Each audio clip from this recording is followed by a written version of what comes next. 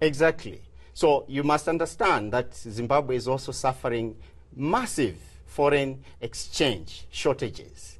So the crisis in terms of fuel shortages should be viewed in that context. Because if Zimbabwe doesn't have enough foreign exchange, it will not be able to import enough fuel to distribute it to the rest of the country. So these fuel shortages must be viewed in terms of how the economy is performing against other economies in the world. Remember that the sanctions are still intact. The United States has refused to remove sanctions on Zimbabwe and because it does not recognize the current regime. Yeah. It feels like there is nothing that has changed. While the rest of the world still recognizes the incumbent, Mnangagwa, the United States says, no, wait a minute. There is nothing that has changed here. So the sanctions are still intact. And that is the extension of the so-called ZEDERA Act, Zimbabwe Democracy and Economic Recovery Act, which regulates what sanctions the U.S. maintains on Zimbabwe. Now, talk to me quickly about the situation, about how does Zimbabwe come out of this? They've had elections, and it seemed like, President Mnangagwa was saying Zimbabwe is open for business, but things are pointing in a different direction. Solutions. Kwame Nkrumah once said, Africa must unite or perish. Without genuine African unity, our continent will remain at the mercy of imperialist domination and exploitation. Today, I'll give you 10 simple yet profound reasons why Africa must unite or perish. Number one, Africa's wealth. Africa is extremely wealthy.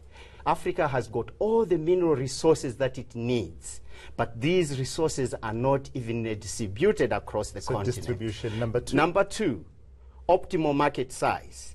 Africa has got a market. In fact, it has 1.3 billion people.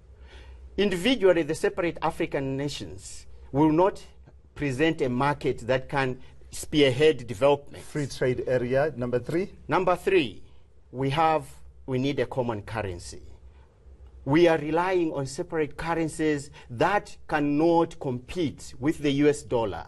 If we have an African currency, we will be able to come out of the situation whereby we will demand anyone outside Africa who wants to do business with us to trade with us in that single unit of account. So basically, sum it up, because we will run out of time. In summary, yes, Africa needs to unite.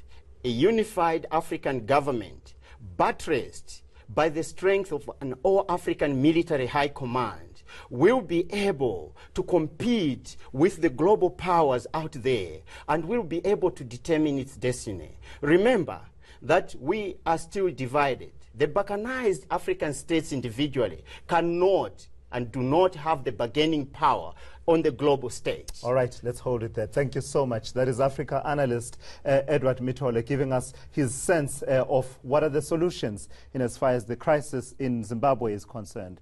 When we continue, we'll tell you about a new technology that's helping in the fight against elephant poaching. Do stay with us.